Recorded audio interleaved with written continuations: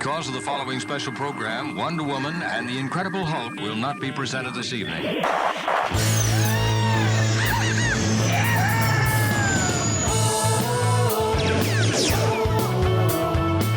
a panther. It's time to get all your Star Wars news in a single file. That doesn't sound too hard. Boom! This is Making Tracks. This is the way. Here are your hosts, Mark Newbold and Mark Mulcaster. I know these people. They are brutal. Does this look Jedi to you? That's not how the Force works. They'll never see it coming. Count me in. Misa back. Hello and welcome to episode 231 of Making Tracks, brought to you by those fine folk over at fanthtracks.com. I'm Mark, one of your co-hosts, and joining me this week is the other Mark. It's Mr. Mark Newbold. Mark, how you doing, buddy? I'm very well. How are you, mate? Yes, very well, thank you. I'm a little bit older, none the wiser, but very, very well, thanks. Santa brings Christmas presents. The Easter Bunny brings chocolate eggs. I don't know who brings your birthday presents, but what did you get for this momentous day? Well, in my household, Princess Leia brings all the presents. I've seen that episode of Friends. Need I say any more? You know, as a man after like similar passions to yourself and a fan of multiple franchises, I had a decent balance. So I had a little bit of Bond and quite a bit of Star Wars. So I had the brand new 4K HDR Sean Connery collector's box set. Karen, I think, was actually slightly disappointed. She was like, oh, for the money, I thought you're going to get all 25 films, not just the first 6. Well done for you for knowing that it's only 6 Sean Connery films. But Star Wars-wise, I got a nice selection of Gentle Giant mini busts and also a Gentle Giant milestone statue. Well, last year, I actually got the Luke Skywalker appearance in the finale of Season 2 of Mandalorian. Yeah, kind of almost a bookend that. I got his appearance in Return of the Jedi. The sculpts are pretty good. They look like Mark Hamill rather than Sebastian Stan, so that's a win. They do take up a lot of shelf space, though, mind you. Yeah. Like, they kind of got quite large bases. It's going to be a bit of balancing and moving around with stuff later on once we finish recording. So I've got to get it all off of the dining table and into the collection room. What have you been up to? And more importantly, what's new in your collection? Last weekend was Joy Builders in Telford. It's the 4th time I think Fantha's been invited, and it's always a lovely weekend, so that was huge fun. Josh Lee from the Creature Shop was there doing a talk on the Saturday. Lee Towersey and Oliver Steeples, part of the team with Giles Redpath, overseeing a lot of the sort of the front of house stuff and making sure everything runs brilliantly. They're a great team, and they're very welcoming to Fantha, considering, I mean, we couldn't build something out of Lego, let alone what they do. So yeah, that's very true. Yeah, it's tremendously nice of them to invite us, because we are not builders of any kind. They always have nice swag at these shows: pins and patches, lanyards, stickers. They did an auction which raised about £3,500. We were there to see it happen, which was wonderful. They do a quiz as well, but they do like a tombola type thing, like a raffle thing at the table. Yep. And I managed to get a signed, you know, the data key that Princess Leia puts into R2 in Star Wars. You see it in Rogue One. Yeah. Data card. So we've got one of those, signed by Brian Herring, no less, and a Skywalker Ranch patch for Fantastic. A £1 ticket. That is a win for me. Barring a Lee Towersey signed trading card, I don't think you can get much more value for money, can you? Not at a Droid Builders event, you can't. Hopefully they're doing it again next year. I think they're going to have a little think about what they're going to do. Whether they're going to do it next year or the year after. But I think it felt to me like as we're racing towards the 50th, the more events, the better, because we're all plotting and planning. You know, everyone's thinking about celebration. And goodness knows what events are going to be happening here. And we've got Mando and Grogu next May, and we've got Starfighter the May after, which is just edging into the next 50 years, because it's the 27th of May, so it's after the 50th. Fantha's ticking along very nicely, and we've got a new co-host on the Fantha from Down Under. Paul Naylor, my co-host on Start Your Engines, has joined Adam, so it is now, technically, it's the Fanthas from Down Under, because as you will learn when you hear the first episode, Paul has family that were originally from Australia, so he's technically also Australian. A question, I want your opinion on this, just kind of came into my mind as you were nattering away. Yes. You said about Starfighter is coming out a couple of days after the 50th anniversary of release of Star Wars. Do you feel that's going to be like a page turn? Do you almost feel like that could be that was then, this is now kind of moment? As you look at Mando and Grogu, that's very tied into what you would consider modern Star Wars, in the sense of like the Disney Plus era. Even though Mando started 6 years ago, it's not actually that modern, really. It's the span of a trilogy, an old trilogy, 6 years. But because it feels like we know the Rey trilogy is set after the 9, and we know that Starfighter is set a few years after the 9. So Disney are pushing on. So that's a new sort of block of things. I don't know an awful lot about Starfighter at all. It feels like it's going to have that old school action Star Wars vibe, which is brilliant because that's what got everybody hooked and excited in the first place.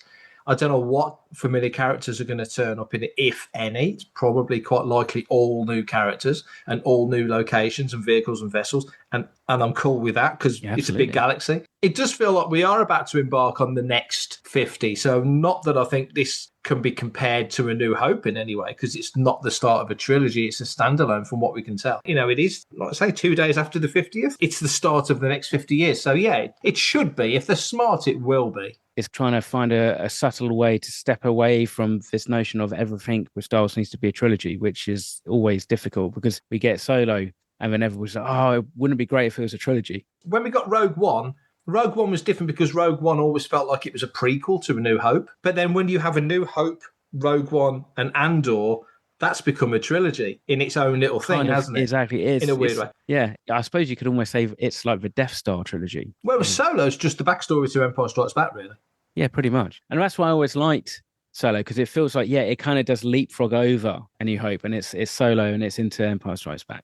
Let's do what we're supposed to be here for, which is talk about a little bit of news. And funnily enough, Solo and Ron Howard is in the news this week. He certainly is. Ron Howard has been talking about his experiences on Solo, a Star Wars story. He's talking about other things as well, but the subject of Star Wars comes up. And he does, in his conversation with Vulture, dip into this. And he says, in relation to Lucasfilm, they basically said, we've reached a creative impasse with Lord and Miller. Would you ever consider coming in?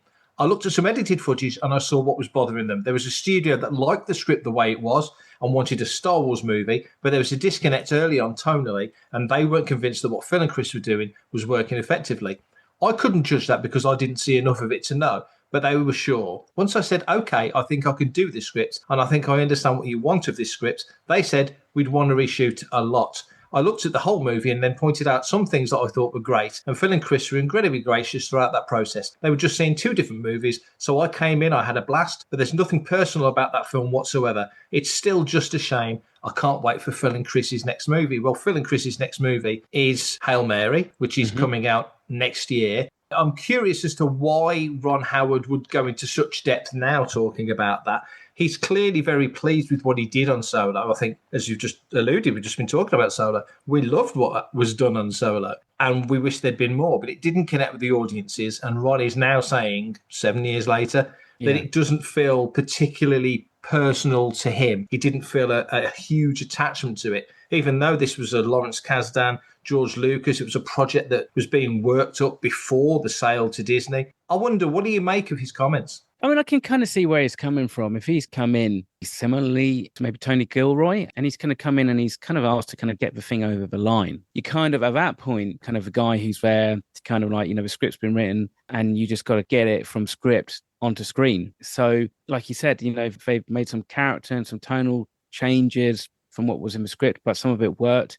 So again, therefore it's not his idea. And I mean, the best way I can attest to it is it's a bit like when I'm playing songs with Elixir, playing old stuff, which, everybody really likes and stuff and is enjoying listening to. But it's not my bass lines, it's somebody else's bass lines who wrote them 40 odd years ago, something like that. And so as much as you enjoy it and you're proud of the performance, it's like, well, you don't necessarily have the same kind of ownership about it. Because Howard has got this long history with Lucasfilm, not so much with Star Wars, but certainly with George and with Lucasfilm, going right back to American Graffiti. And because Bryce is the man in the eyes of a lot of Star Wars fans, when it comes to Star Wars directors, and the one person that I think a lot of people would put their hand up and go, can we please give this woman a film? That it just struck me as not odd, and he's certainly not running anyone at Lucasfilm down. There's nothing offensive that he says, but it does seem strange that now he chooses to say that he didn't connect personally with the film. Yeah, if you're Kathleen Kennedy and you approach Ron Howard and go, hey, Ron,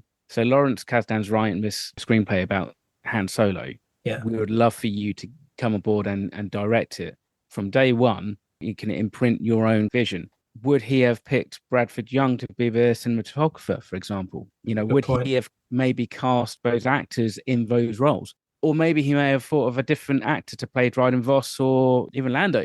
I mean, we don't know, and maybe that's part of the thing. Maybe that kind of decision is slightly taken away from him. And so at that point, you are kind of then given the components, right, back to our Lego analogy. Here's all the parts and here's the instructions, i.e., a screenplay. Build us a Millennium Falcon. That was going to be my question to you, and you've kind of picked up on the same thread. I was thinking, what if, or how different would Solo be if Ron Howard had been involved from the beginning? But I didn't consider the thought that, you're right, he could have very likely picked different actors for a lot of those roles. If he'd have been involved from the ground up, like you say, Oscar-winning director of A Beautiful Mind. We don't need to reel his list of films off. Everybody knows them. But, there's a guy at the top of his game who's been consistently up there for decades now. Imagine if he'd have been the guy that Lucasfilm would have turned to. Weirdly, now we talk it out, maybe the big missed opportunity wasn't the fact that he came in and it didn't quite work, because, as you say, he's trying to compile something, logical out of somebody else's toys. And they did go back and reshoot a lot of the film. But then, like you just alluded,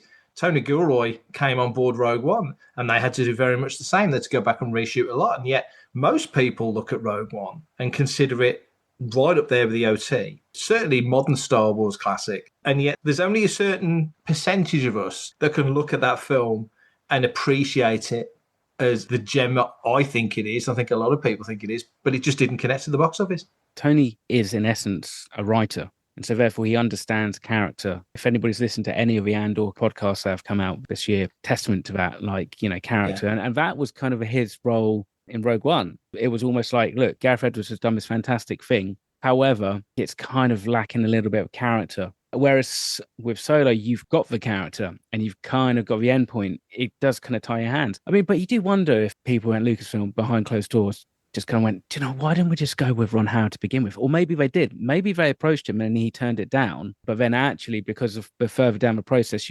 12, 18 months further down the process, he's then available and can do it. Yeah, you just wonder what a Ron Howard directed Solo film would have been. Hi, this is Ashley Eckstein, and you're listening to Fantha Tracks.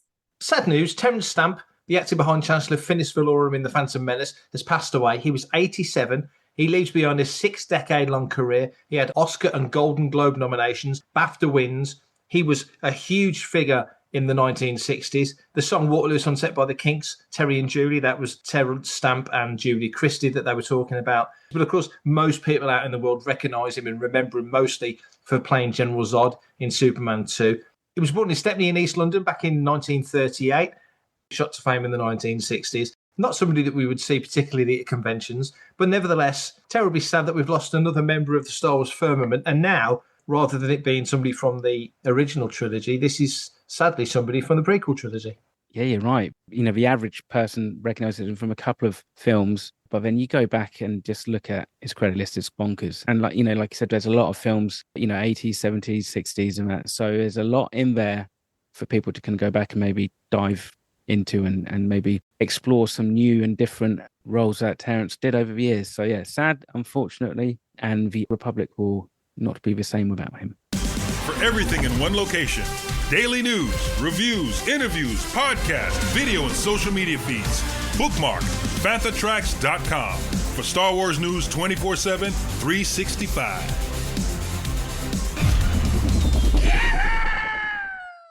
One of the news snippets that seemed to slip through the net until this week was that the Lucasfilm Pavilion at San Diego Comic-Con back in July, there was a message from Dave Filoni that made it very clear that not only are Lucasfilm absolutely invested in animation and taking it forward, but he also reminds us that George Lucas was very much a lover of the animation medium. This is what Dave said. He said, "I thought my job at Lucasfilm Animation would last about 2 years. It has now been 20.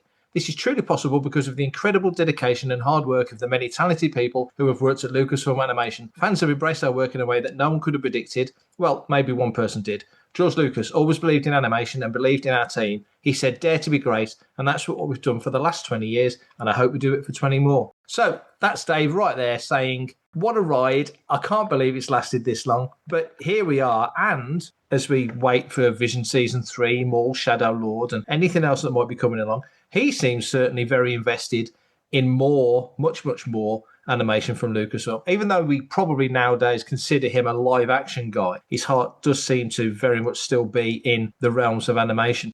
That read to me like a very positive comment from Filoni.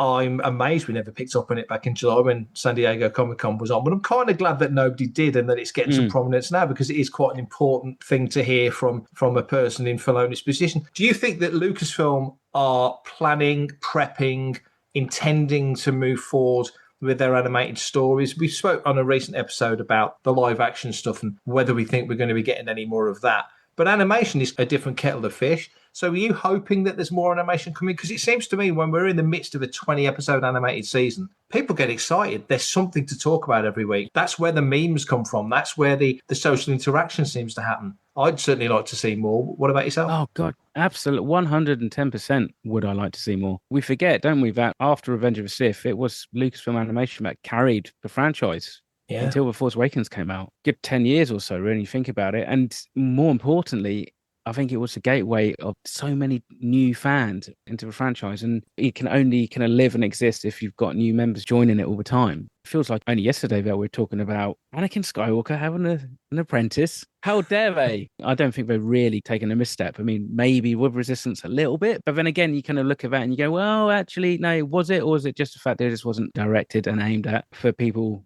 who were expecting more Star Wars animation? So I'm hoping anyway, after Maul, there's going to be more. Who knows? I mean, it'd be cool to see maybe something Starfighter. Visually, I think it lends itself so well to animation. And I think it finds a really good way of being able to be completely out there. But with the animation style that they've honed in on from Clone Wars into the Bad Batch, it's got a very grounded, earthy kind of vibe to it. So it doesn't feel like you're looking at Saturday morning cartoons, but you're actually looking at a rounded piece of creative media that is engaging for many a different age level. Clone Wars, when it started off in 2008, we watched the techniques get better. We watched it, as you say, visually get a little bit darker and more earthy and more grounded. And then we had Rebels, which did a similar thing on a much tighter budget, and that ended up looking phenomenal. And then the Clone Wars comes back, and then we get the Bad Batch, which should never have ended because it was too damn good. Resistance, as you say, was like the outlier because it was a bit bright and it was a bit too colourful. But actually, when you look at the setting, it's a ship stuck out in the ocean, so it's kind of in that makes sense. So all of that was perfect as it was. There's so much scope for animation and for more stories because, you know, we get Tales of the Jedi, Tales of the Sith, Tales of the Underworld, all these kind of things. And we know from a logical point of view that they can go back and dip into older assets because all these things have a cost, even animation. So there's a logic to doing what they do there and giving us what they give us. And that's great. And long may that continue. But it does seem that, you know, if they want to go back to the Clone Wars, you know, there's plenty of options. If they want to tell stories in the gaps between the trilogies, but also now, because we are pushing beyond the sequel trilogy, you just mentioned Starfighter in passing there. There's definitely scope to do something tying in with that, which would make huge sense. Unless, of course, he dies at the end of it. Unless, of course, he dies. That's very true. It's a huge gap. And we've already got Mandalorian in there 6 years after Jedi. We've got Resistance leading up to Force Awakens. But there are big gaps in there that if they want to tell stories, they can do stuff. I'm not saying they're missing a trick because we don't know what they're planning. But I'm really hoping that there's plenty more to go in there. Well, absolutely. And maybe it will be different after Mando and Grogu comes out as a film. Whether or not that is the end of, as it were, Mando and Grogu onward storytelling development. But those two, that just screams animation, doesn't it? Really, so much. You know? There's so many different ways you could bring characters in. Obviously, you could bring like Cara Dune back in. Yeah. It's got that kind of loose adventure thing. And you look back at some of those cartoon series that you used to watch as a kid, and I'm thinking like Lost Cities of Gold, stuff like that, which you think went on for years and years and years. And when you go, oh, actually, there's only 2 seasons. You know, that just shows how kind of rich that storytelling is. Or they can do something a bit braver. It can hold up, which is stuff like Rebels, where you can pretty much have a whole show that is a new cast of characters. Look how beloved they are and look where they've all gone. But, you know, most of those characters have moved on into live action now. They do have the scope of, let's tell more stories with characters that people know. Let's tell brand new original stories because, as you say, Snips and Sky Guy, those characters, Anakin's established. We've had Revenge of the Sith, and then here comes Ahsoka. And now Ahsoka's right up there with any live action character. Well, she is a live action character now, but you know that developed brilliantly. And you just mentioned the Rebels crew. We've seen them all in live action as well through Ahsoka and other places. So don't forget we saw Chopper in Rogue One. There's things that we have seen as things have moved forward that develop out of the animation. So it's a great testing ground, and it's also a brilliant place to expand on stories. So a couple of weekends ago at Fan Expo Boston, John Boyega was on stage and talking about what he hoped would happen for his character of Finn, FN 2187, first seen in The Force Awakens, last seen in The Rise of Skywalker. He was talking about the direction that he believed his character would go in. And this is what he said. I think I assumed he was Force sensitive from the Force Awakens script, or at least by the time we got to the end of the Force Awakens script. I thought they were planning dual Jedis. I actually thought that they would Obi-Wan and Darth Vader us a bit, that we would turn against each other or something along those lines. So, in retrospect, it seems, John is looking back at the script for The Force Awakens and assuming that Finn and Rey would be an Obi-Wan and Darth Vader scenario where they might turn against each other. They might construct the trilogy around these two characters. Of course, as we know, Rey was the focal character of the trilogy, Kylo was the focal villain, and Finn was very much in the mould of a Han Solo or a Poe Dameron, a primary but supporting character. So what do you make of this? It seems to me a little bit like he's going back and rewriting history by saying this is where he thought it was going to go, because he certainly wasn't saying that at the time. I'm sure most of us would like to see Finn come back to some degree. What do you make of this?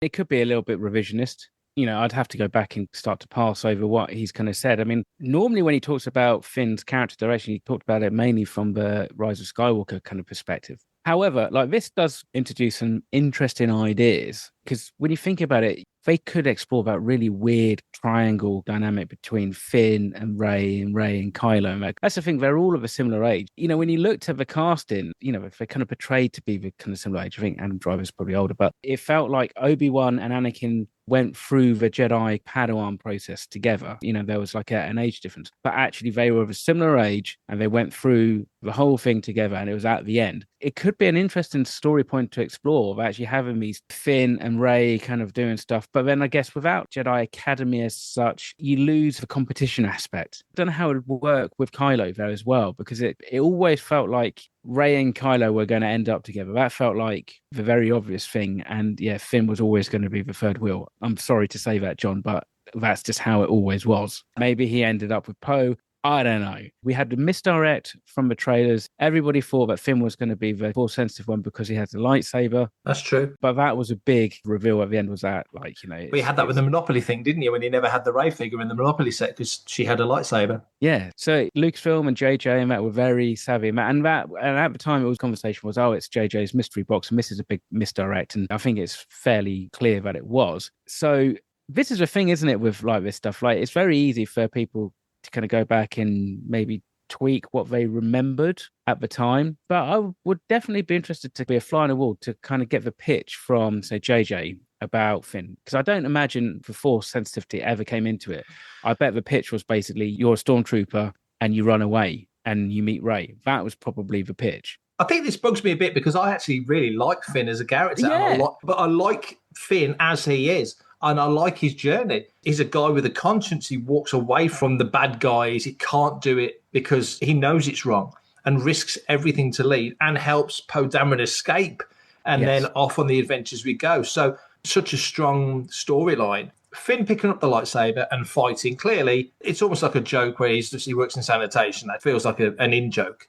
Clearly, he's trained. We see him at the beginning. Yeah, totally. At the village, so we know he's trained. He's not just the cleaner. He's not just the janitor. Right. And he fights the guy with the lightsaber, trainer, that guy. FNTR 8R or something, isn't it? I think they call him. I think it was, wasn't it? David Accord did the voice. And so you've got that scene, and we know he can handle himself. And obviously, at the same, he's trying to defend Rey, so he takes on Kylo and comes off badly in that scenario. And then you get to episode 8, and there's no real mention at all of any Force sensitivity. It doesn't seem like Rian Johnson saw that in Finn as a character at all, because at the start he's willing to run away and it's Rose that keeps him in. And then he's willing to sacrifice himself and it's Rose that stops him from sacrificing himself. He's scared. There's nothing wrong with being scared. So that's a bit of a pivot for the character. But nevertheless, you get to 9 and, as you say, that's always the one that he talks about. Yeah, I don't know if it's a fault of The Last Jedi or if it's a fault of Force Awakens or just what felt like a kind of slight lack of clear, concise direction. After Force Awakens, both Poe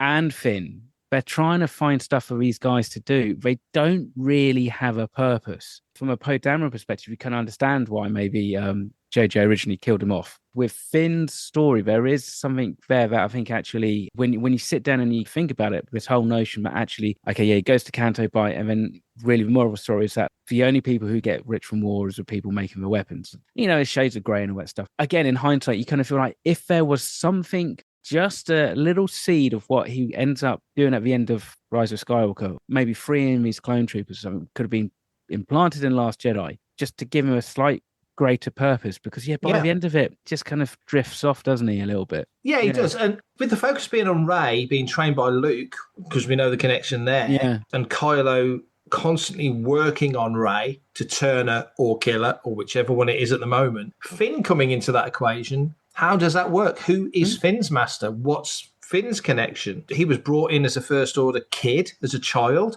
and brought through that system, a bit like Dedra explains in Andor in the Imperial era, actually the Republic era she's talking about. And so, you're moving through that. Why wouldn't this have been identified earlier? We say the title The Force Awakens, we see that awakening in Rey, but it's not awakening in Finn. Finn's parallel to me is like Leia at the end of Empire sensing Luke. And personally, I think I've said it before, I think it was a massive mistake to make Leia so powerful in the Force. I think Leia as a character, just as a charismatic leader, brave, forthright, and everything else that Leia is, that was enough. She didn't need the Force. I think having the Force doesn't do Leia's character any favours. Luke was the innocent who had the power. Leia was way more savvy, way more organised, way more mature than Luke. Yeah, that was why I think how they handled it, show my age, in Legends, especially in that original Empire trilogy. She's had a little bit of training, but she doesn't have time. That kind of works really well.